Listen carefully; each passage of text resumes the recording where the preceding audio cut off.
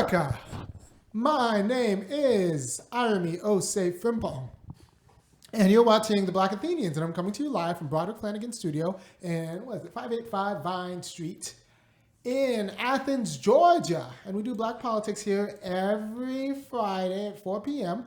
And I try to do it in a way that if it works for Athens, Georgia, it'll work for Columbia, South Carolina, it'll work for Mobile, Alabama, might even work for St. Louis, Missouri, and pretty much anywhere there are poor concentrations of poor black people surrounded by white people who are doing just fine. That's the kind of politics I do, because the politics I'm aiming at is trying to figure out how to move money from the those white hands into where it belongs in America's hands, which is us, black hands. So I try to do politics with a local focus, but kind of a local focus that can be appreciated broadly. And if you like what I'm doing, go ahead and talk to all of your friends and your family. Send this video around, because I'm trying to put money in black people's pockets, and I think that's very, very important. And anyone who's not trying to put money in black people's pockets is just kind of really comfortable with the preventable poverty and degradation that is shot through in black communities. Or they just blame black people. And I'm one of those blame black people last black people. I blame black people first. I mean, I blame white people first. I blame black people last. And I think you should too. But you haven't been trained and taught how to do that. And that's the kind of education I give to you every Monday, Wednesday, or every Monday. No, I teach Mondays and Wednesdays. I give it to you on Fridays. And it's important that I teach at the University of Georgia, because it kind of informs the show I give on Fridays. And this Friday show is going to be on Indivisible. What does that mean, that we're all in it together? In what way does it mean that we could all be in it together? Is it just some sort of con that some white women tell you in order to get you to vote for something that's for them while you stay poor? Something you should think about, people. I'm not what you call a votep. A votep is someone who just says you should vote and that's the most important thing you should do. I think you should vote, but I don't know, one, if that's the most important thing you should do. Two, I don't know if it's the most effective use of your political power. Can someone please go put that in Urban Dictionary right now? Votep? Votep. Votep. Yeah, I'm not a votep. Oprah's a votep. Like, they don't care what you vote for as long as you vote. Your ancestors died for this vote. Yeah, I think they died for me to be free. And I can be free with the vote, but I need some other things too. So if you're just trying to get me to vote, but not trying to get me to care about what to vote for, and giving me substantive content that'll improve the quality of life in black communities, you're just a hustler, using the civil rights movement and using our lack of suffrage for your own ends. And I want to get out of that. So, by the way, once again, if you like anything I do, please tell your friends, send this around Facebook. And it's important that you send this around, because I can't right now. I am in what you call Facebook jail. From time to time, I get put on... Time to time. You spend more time in Facebook jail than you're out of it. I am a recidivist. I am in Facebook jail rather often, but I think you're going to appreciate why I'm in Facebook jail. Go ahead and make it full screen. I'll read it. All right, so why am I in Facebook jail this time? See, I got a message a few days ago saying I was in Facebook jail because I told my 6-year-old daughter that white people are sick in the head. All right, so yeah, I told my 6-year-old daughter white people are sick in the head. The thing is, and this is an old post, so somehow a post I made last year landed me in Facebook jail this week. And let me tell you why I told my 6-year-old daughter that white people are sick in the head. Because we make sick white people. And yeah, look, my daughter was at her preschool last year, and one of the other moms, it's an integrated preschool, one of the other moms didn't want her kid to play with the other black kids. And having been young before, I do not want my daughter to internalize that. I do not want my daughter to internalize that it's her fault or there's something wrong with her that this white girl doesn't want to play with her.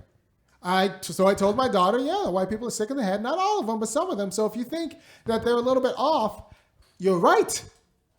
And it's not your fault. And it's not all of them, but it's not you. It's them. They have a sickness.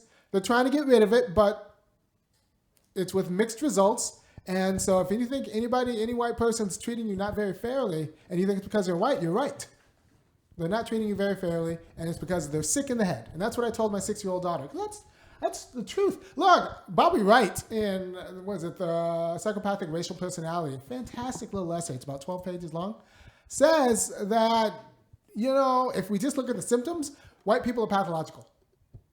Promises they make to you don't mean as much. They really can't conceive of you as being human for a variety of reasons where they're functional psychopaths.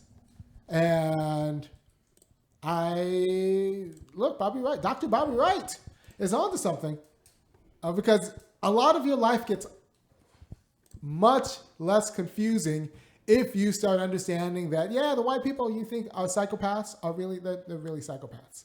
And with that, Matthew, go ahead. Oh, Matthew, go ahead. Hit the beat. To the beat, y'all. Yeah. Sound good to me. Never change the ways for the world or the government. If I was the president, then I would state facts. You leave it up to me, I paint the White House black and ain't no future in your front.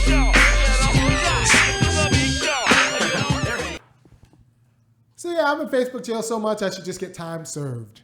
I'm going to need you to tweet and share this video out because I really can't right now. I'm on my secondary account.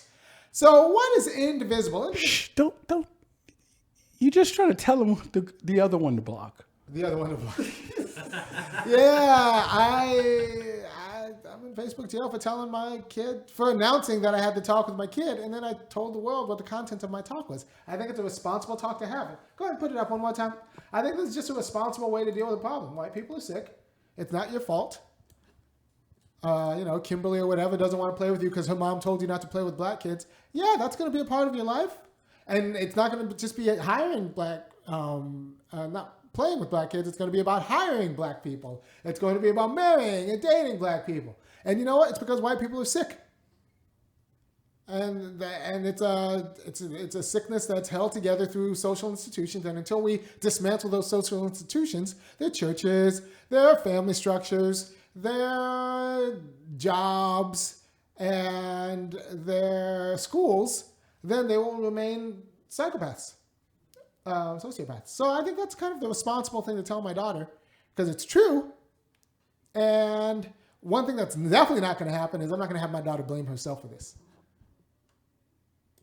Now, that is not a possibility. No. Nope. So, it's funny. There's this group called Indivisible. It's popped up around. It popped up around the Trump election, and it's largely, but not uniformly, largely composed of white women radicalized by Trump's election. Although Trump was elected by their cousins, other white women, because Trump got 53% of white women voting, and that's just how it is. If you don't know, white women are the biggest voting bloc in the United States, or anywhere between 55 and 60% of the actual electorate. Not white women. Women are anywhere between 55 and 60% of the electorate. So pretty much we get the leadership that women vote for. So anytime you hear someone getting a little bit too exercised about, how all of our leaders are either men or are patriarchal or whatever, just remember that it's women putting these men in power, and I don't think they do so by accident. Especially the white ones. Because, black guys didn't put Trump in power. He wasn't elected by us. He wasn't elected by, I'm not a huge fan of Democrats, but I didn't vote for Trump. Yeah. Like I said, the day after the election, I wrote a very long letter about how I sacrificed my moral beliefs and voted for Hillary. Right. White women don't do that. White women don't do, yeah. They vote for what they want, and they wanted Trump, and 53% of them voted for Trump, and that's why Trump's our president. So, miss me with that. Anyway, Indivisible is a group that emerged from the Trump victory because, Trump's kind of a polarizing figure in the United States politics. And it just so happens that I study philosophy. And one of the big questions in philosophy forever is, are we one people? Are we one or are we many? Is everything in the world one? Because, you go to a Buddhist or whatever, talking about chakras and all that. They'll be like, oh, we're all the same. We're all this kind of consciousness. So some people say, like, we're all water or we're all atoms or we're all are we one or are we many? That's the question. Are we one or are we many? And if we're one, what kind of one are we? Because here's the deal. The first answer, and this is the answer in Plato's Parmenides that goes through number one.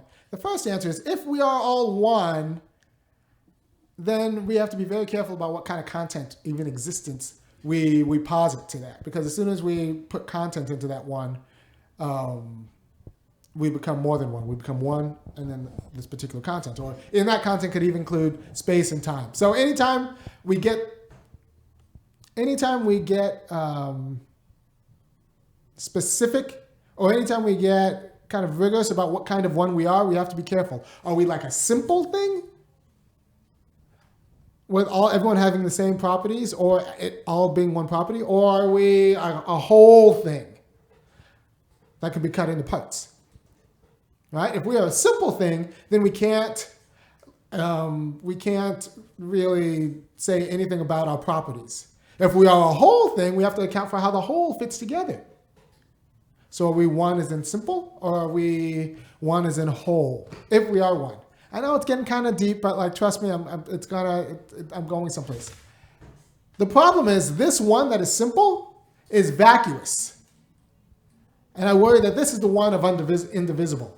This is the one, like, they want the vacuous one. We're all in it together. And then you put any type of content in that together, then it's being like, whoa, we're not for that.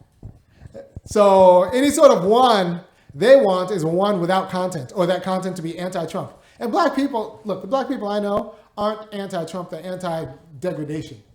And Trump is, like... Trump has been a better obstacle to Republicans than any Democrat has been recently. He controlled the government. They didn't get nothing done.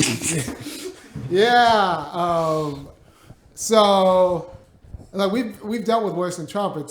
If you're just radicalized because of Trump and you thought everything was fine right up until then, nope, you're a problem. You're a bigger problem. You possibly are a bigger problem than Trump. If you want to return to pretty much any other time in American history, it hasn't been good for us. And it's been trending since 2008. It hasn't been looking good for us.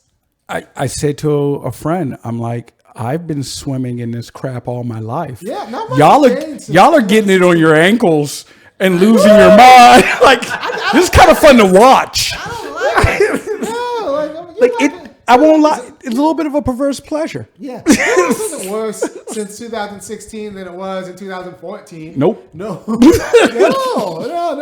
I remember I realized that we're not all in the same boat in Bush presidency, because I remember Bush,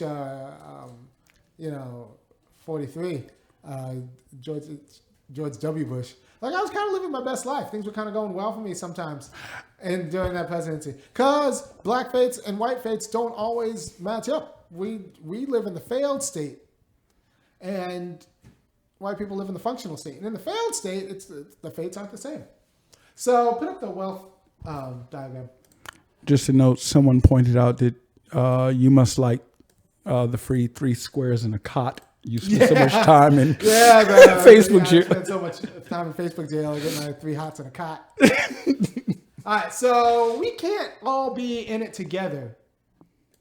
We can't all be in it together when the median white family is at $116,000 and the median black family is at $1,700, and the median white family is arcing up while the median black family is arcing down. And that just means that the same policy has adverse consequences. And that matters. The adverse consequences matter from the same policy, which means we don't want the same things. The policies they push aren't good for us, black people. So we're definitely not in a vacuous and a vacuous one.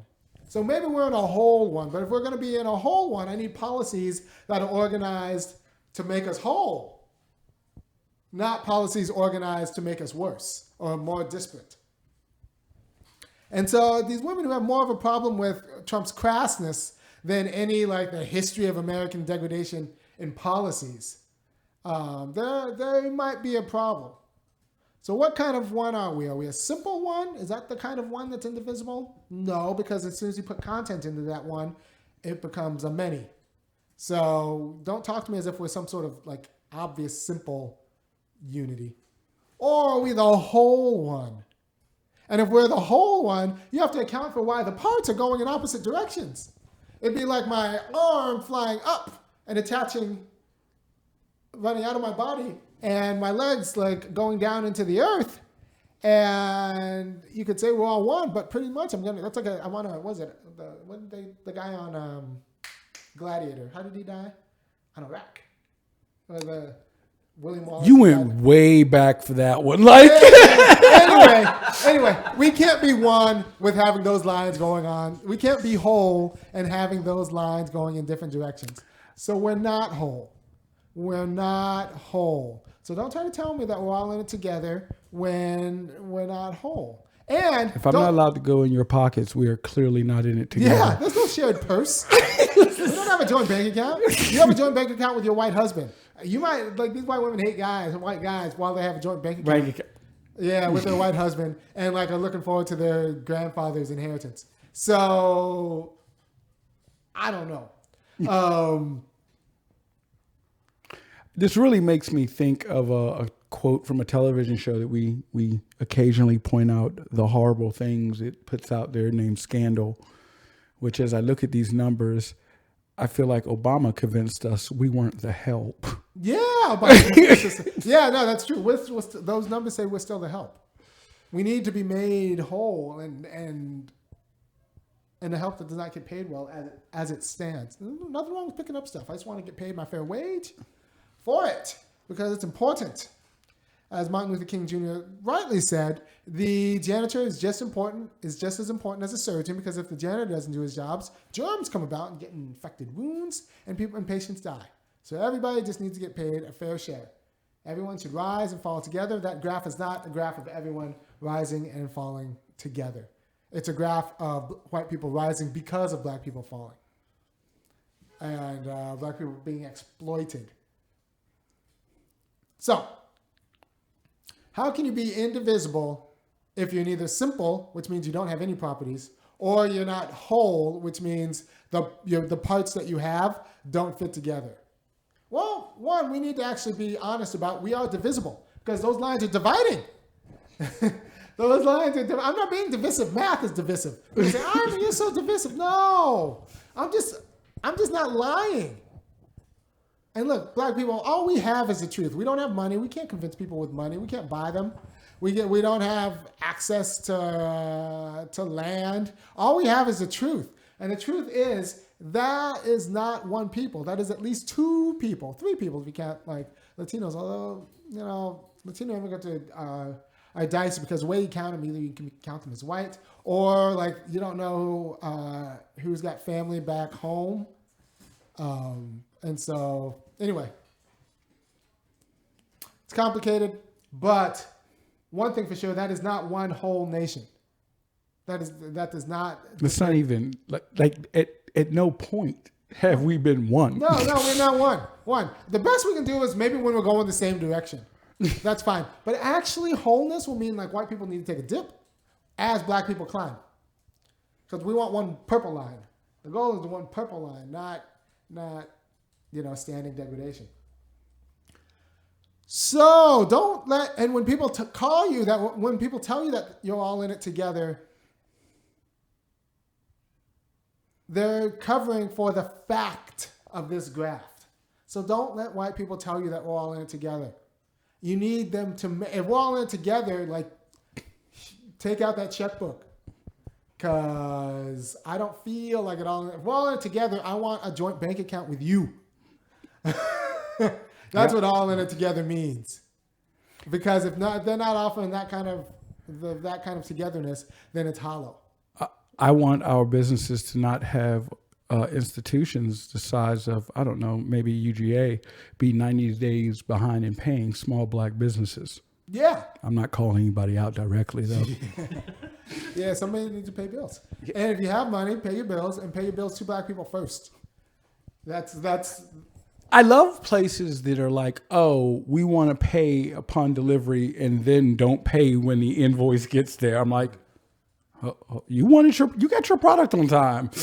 In these big institutions, they do what they want. Anyway, so don't let anyone give you the illusion that we're in it together. And that's what it is, an illusion. The wholeness that can make us, we shouldn't be indivisible. We need to be divided, but we need to be made whole. Like, it's okay to have parts, but parts need to be made whole. But that's something that's crafted. That's something that's hammered out. You can't just assume it's there. Actually, you can assume the opposite. This is America. You can assume that white people and black people do not share the same fate. You can assume that white people and black people do not share the same fate. So there's nothing about white success that tells you, oh, obviously the black communities that are adjacent to it are doing well. No, it might be just the opposite, actually. I'm just trying to look for a point in history where that's true. No, when white people fight, black people do okay. Yes. When white people fight with each other, black people do all right. When all of white people, when white communities all decide to get along, we're screwed. Yeah. Yeah. Like, that's America. Like, when white people fight other white people, black people have a chance. It definitely has not been happening that way lately. They're just like, he's crass. Yeah. He's elected. No, we need these white indivisible women going fighting their cousins and fighting hard.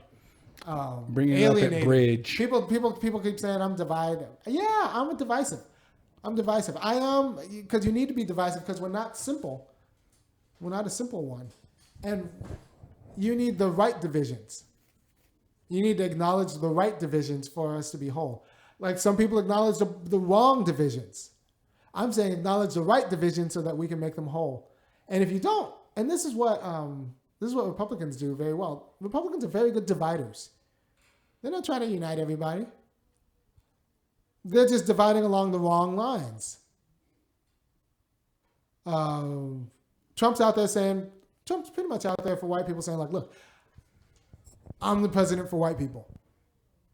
And that might not be good for everyone, but it'll definitely be good for you. And then the white Trump voters are going, okay.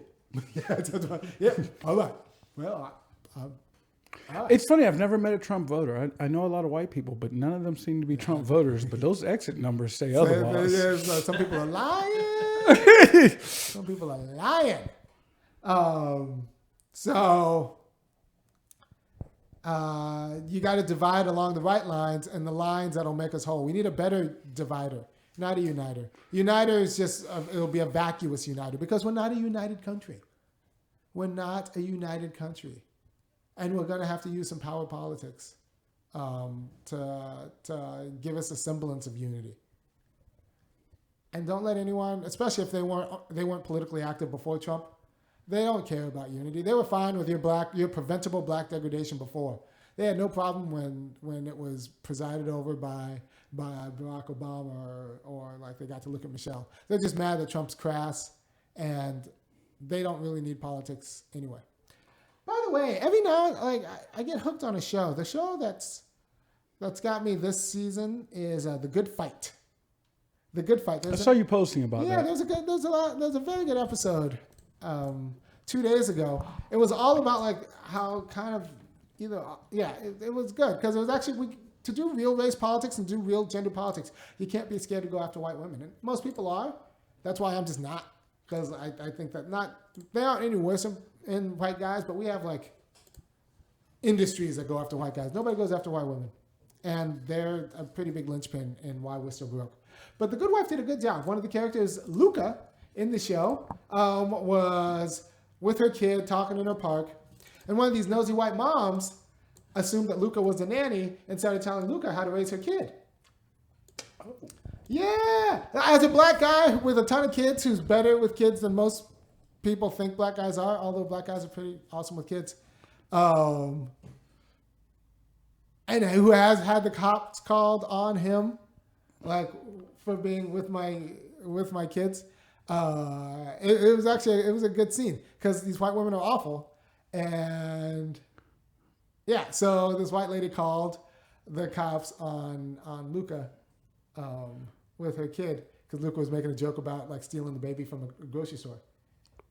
But like you can make a joke like that because it's your kid. Yeah. Like, you need to slow your roll, Becky. Put that phone down. I can joke all I want with my 1-year-old. They really gonna make us hate cell phones. Yeah.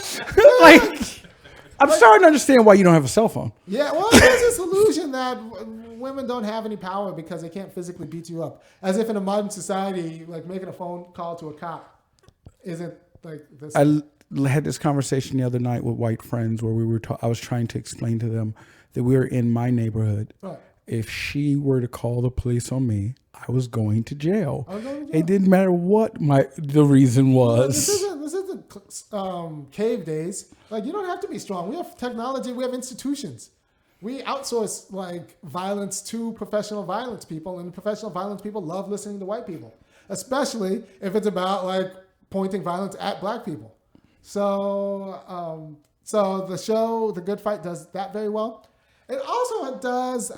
There was a segment where it was a predominantly black law firm, and one of these white feminists gets a job there, Diane Lockhart. She gets a job there in a predominantly black law firm. And in any other show, the whole show would be like Diane Lockhart fighting the man. Yes. She'd be saving them. She'd be. It would be like some sort of like dangerous minds of like all the hardship Diane Lockhart went through, like in her everyday life to get through to deal with all these white men. But since she's in a predominantly black law firm, it wouldn't make sense because you know what? Black men don't treat white women like white men treat white women. Like. Like that's just not. It doesn't make sense. There's no way that Barack Obama was like it just doesn't make sense. An office full of black men. If you're a white woman, you're safe. It'll be fine. It'll be fine. Like you're fine. You sneeze and everybody hands you a tissue. Everyone hands you a tissue, and like everyone's scared of you making a phone call. Everyone's scared of you dropping a dime. Like it would be incoherent, and they acknowledge that insofar as the problem is. So Diane Lockhart gets this job in a predominantly black law firm. Then she hires her goddaughter, who's also white, and then she hires like one of her old friends' daughters, who's also white. And then it just so happens that all the white employees get paid more than all the black employees. and like that's actually realistic. Yeah, that's actually realistic, and the owner of the firm, who's black, explained it pretty well. He's like, look, all right, so we pay white people more than we pay black people because we want to retain white people here, and white people have more options to go elsewhere, so we have to pay them more. And it's racism, but it's also capitalism, and that's just a fact of America. If you're in a law firm, you want white clients because white clients are the ones with money because of that graph I showed you. If I get sued, there's a 50-50 chance. I mean, if I have something to sue for, it's a 50-50 chance that I'm going to sue. Now, at the University of Georgia, I'm suing. Make no mistake. Like that's handled. But for the most part, if I'm a law firm, yeah, I'm going to chase white clients because that's where the money is. Same reason Willie Sutton robbed banks. And white clients are going to feel better with white lawyers. And so now if I'm a firm, I have it in my interest to keep white lawyers. And so it's rational racism is a term of art. It's not necessarily that I hate black people. It's just that I like money and institutions cost money. And so I have to, in the outcome, I have to throw money at white people in order for all of us in order to keep the doors open. That is institutional racism, and you see it everywhere. I mean, with white advertisers, like black people can't afford marketing. So even if you're like, oh, black business, support black business, if you can't afford marketing, that means like you're not really a business. And two, the ad companies and the media is going to be shunted towards white businesses because those are the ones that can spend money. It's interesting. Real money. Yeah. It's interesting to me when I talk to people who are like, I really want to make sure I'm giving back to the black community. And the first thing you ask them is, well, how many black businesses are you doing business with? They're like, they have businesses for that? Like, like, yes. By the way, the best thing, if you're watching this, one of the best things you can do is go to www.funkyacademic.com. I too have to pay rent, and I'm trying to pay people and grow the quality of my show. And the best way that can happen is if you kick down $5, $15, or $50 a month, and so I can keep doing what I'm doing and do it at a higher level. I want to keep growing. And I have bills to pay, and so that's important. So we need to talk about black people. We can't just be a vacuous. And they want us to be, these are the VOTEPs. The VOTEPs want us to be a vacuous one. Just don't put any content in it. You're a Democrat, but don't ask them what Democrat means. You want freedom, but don't ask them what freedom means. They want the vacuous, simple one. Or we could talk about a substantive one that's a wholeness.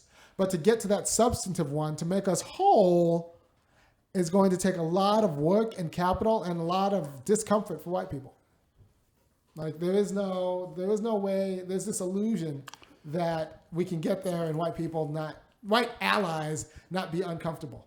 And let's be clear, the uncomfort we're seeing now is nothing compared to the uncomfortableness we're going to see when that conversation starts. Right. And it's got to be, we'll get there when there's one purple line. We'll know we'll get there when there's one purple line in the wealth graph, gap. So when people tell you that we're all in it together, no. Especially when white people tell you that we're all in it together, say no. This is not all in it together. I just want to hand him my power. Can I hand him my power bill? Be like, oh, good. We're in this together. Here's the power bill. Can you go get him pay on that real quick? Yes. We are not all in it together. And they only dislike Trump because of his manners. They think he's gauche. If he had the same policies but were more polite, they would go back to what they were doing before Trump was elected. I really want to ask how many of them understand policy, period. Like, tell me a policy you liked under each president. I'm just like... They don't care. And this is why they have no labor politics, because they all either are professional women or housewives. And if that's either your boss or you're a housewife, that means that you don't know what it's like to actually clean up after... you don't have a labor politics. Because you either come in at boss level or you just opted out of the whole game. I'll stay home and let him deal with this. I'll stay home and let him earn money. So this is why, in a strange way, there's actually better labor politics in Southern Republicans than there are in the Indivisible set of Democrats. Because Southern Republicans at least used to be scrappy, poor Democrats before the realignment. So with the realignment, they decided, look, we could either organize all workers and all workers do well, or we can just be white. And so all these people who actually had working class jobs and know what it's like to work, chose whiteness. But they still understand the principles of worker solidarity. And they understand that they're not on the same team as the bosses.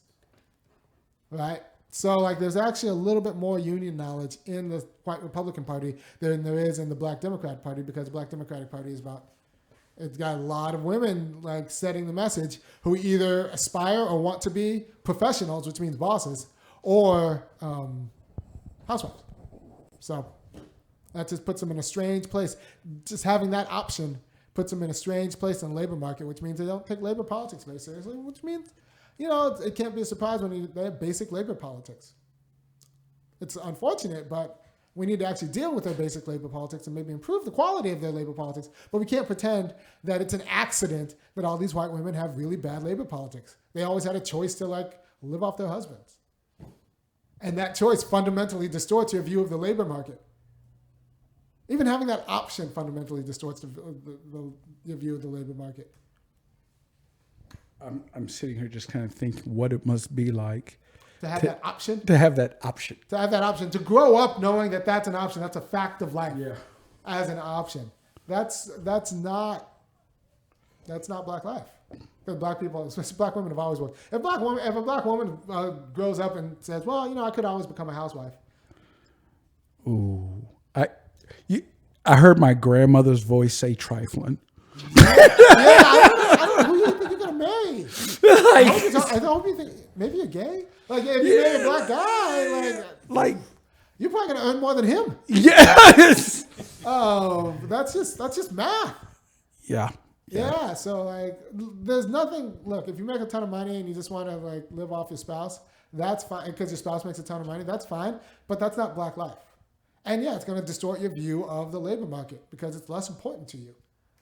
I don't know. You'll start caring more about dogs. I saw the Flint comment. The Flint comment. There's a Flint comment going around about, hey, look, have we told people that dogs are drinking leaded water in Flint? Maybe if we do that, some of the white Democrats will come around and actually care about it. And I won't lie, my legit response was, maybe. Why didn't we start with that? How did we forget to start with that? Mike Vick is somewhere y'all should have known to say this. They care more about dogs than they care about at least this Negro. So, yes. So maybe we should tell people that, dogs are drinking leaded water. If you want. Since 2014. 2014. And before that. And it's not just Flint. Pretty much anywhere there's a congregation of concentrated poverty and it's black poverty, check the water. And so we're not all in it together. And if it's not the water, it's the hookworms. It's the hookworms. Yeah, the hookworms. If it's not the water, it's the hookworms. And that's it's an epidemic. It's an epidemic because fixing a septic system costs $7,000. And if you don't have $7,000 to fix your septic system and it goes out, you're just pre-hookworms. And how many black people you know with an extra $7K, especially in these concentrated southern neighborhoods? How many black people you know with an extra K? Extra K. Just one. No, there are black people with an extra K. Look, I mean, obviously we all know somebody with an extra K. I'm just talking about whole communities. For every person I know with an extra K, I can rattle off 20 who don't have it. That's true. That's absolutely true. I'm sure that's true. I'm still trying to think of my 1K people extra. I'm still trying. Who can I go to and get a K? They won't feel it. Yeah, won't feel it. So for every person like that, I can name 20 people who don't have it. And that's not the same for white families, because white families, 1 out of every 7 white families is a millionaire. 1 out of every 7. And they look like you, especially at my quality of education, they pretty much look like every day, they're my white peers. Like a third of my white peers are millionaires. They're just regular people because it's just the top 15%. 1 out of every 7. 1 out of every 45 black families is a millionaire. So we're just surrounded by poverty. And $1 million isn't that much money, depending. It means you have 2 houses in California. And if you have 2 houses in California, $1 million, they might not even be the biggest houses. I was about to say, I'm not quite sure that those are they're $1 million it's a duplex. in DC means you have a house. No, you don't even have a house. You have a condo and everything's paid off. That's $1 million in DC right now. Gets you a nice house, like a 1,400 square foot house. You get a row house. You are connected to your neighbors. You get the row house that has the firewalls on both sides. Yeah. That's what you get right now. Yeah, so by the time if you have all your bills paid and are worth $1 million, you still might not be living that large, depending. There's some neighborhoods you can't get in for $1 million. If all you're worth $1 million, you can't survive because those neighborhoods have expensive fees. You might be able to buy a house, but you won't be able to keep up with it. Yeah. So the question is, what's it going to take for us to have enough money to live in America? Because living in America costs. You're just a walking liability. You're always about to get busted for a taillight. You're always about to have a transmission burnout. You're always about to have to pay taxes. You're just a walking liability. That's okay if you have access to jobs and money, but if you're not, like, America's not for you. And that graph shows that America is for people, for some people, and it's simply not for black people. And what is it going to take to fashion an America for black people? And most importantly, don't let anyone tell you that we're all in it together unless they're aware of these numbers that suggest strongly that we're not. We don't share the same fate. The women in Indivisible, all they want is Trump not to get elected. I want more than that. Like, honestly, I don't care if Trump wins if we get paid. I doubt that'll happen, but I'm not in it for Trump. I'm in it for black people getting paid and the policies that need to happen for that to happen. I feel like black people need to be very clear that unless the Democratic candidate has a well-documented, laid out, verbally addressed, sealed, notarized by a black notary.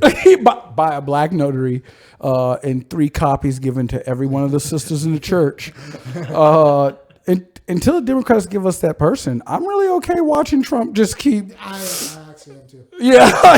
First of all, no Democrat to get more than 80% of the vote. And the Democrats right now depend on 90 to 95% of black votes. That's just Democrat. Most loyal group to the Democratic Party is black people. No, like, we need to be less loyal. Yeah. It's okay. 20% can go anywhere else. Yeah. So don't get in anyone's face for voting outside of the Democratic Party. Yeah. I think it's healthy for at least 20% of the black vote to not vote for the Democratic candidate. I'll say it. And, I would rather watch a crappy Republican than a crappy Democrat. Well, crappy Democrats can do a lot of damage. Yeah. And everyone's satisfied. Everyone who doesn't need help is satisfied. If Democrats win, there's no Indivisible. Like they immediately go back to their day. Yeah. They go back. We're still broke. So I was thinking today of all the damage that Clinton did during this. I'm like, it's not necessarily fiscal, but there's a way in which he's just gross. And I'm not just talking about turning an entire nation against like a 24-year-old intern. Although he did do that. And Hillary Clinton did do that. Like Bill and Hillary, to our national character and our ethic, I feel like it's just, I think we underestimate the damage that Clinton did. Oh, yeah. Especially all the people who want to be like Clinton. Yeah. I mean, I won't lie. Clinton was the first president I voted for. I was very adamant that I'm a Clinton Democrat, because he was so cool. Clinton Democrat. But like I look back now. Our sensibilities. Yeah, I look back now and I'm like, mass incarceration, welfare reform. Oh dear. He didn't say so. Actually, there's an argument to be made that Clinton, in the long term, was the most destructive for our political imagination. Yeah, I was actually and moral imagination. The idea that Donald Trump is somehow more immoral than Bill Clinton? No. She was 24 and he was 54. Oh, that's not what I'm thinking about. I'm thinking the ones he paid off. Like they both have a history of paying off women. Yeah, for various reasons. And for some reason we're comfortable excusing. This is going to sound. Dude, Monica Lewinsky was in love. Well, I know this is going to. That dress as a memento. This is going to sound horrible. At least Stormy was in her industry. Yeah, right? Like he didn't take advantage. He didn't take advantage of Stormy. No. Yeah, she was a pro. Monica thought he cared. Yeah, the promises were made. Yeah. So I think Bill Clinton, the influence on Bill Clinton's on our conception of politics and our political reality, or political possibility. I just think what it would be so different if I grew up with, instead of looking at Democrats and thinking Clinton, looking at Democrats and thinking Bernie Sanders. I just think that that would be such a different comportment to politics.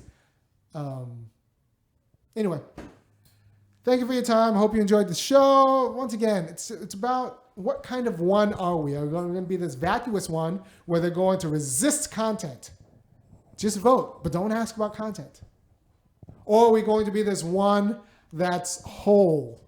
And that means it has parts. That means we can acknowledge this graph and work to fix it, to make this graph whole. But it's a politics of a craft. You need this wholeness needs to be crafted. It can't just kind of just be given to us. Because given to us, it'll end up like this.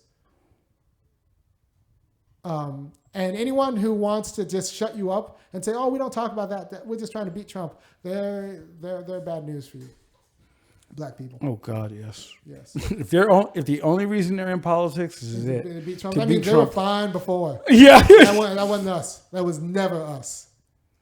All right. Take care, and I will see you next week. Peace.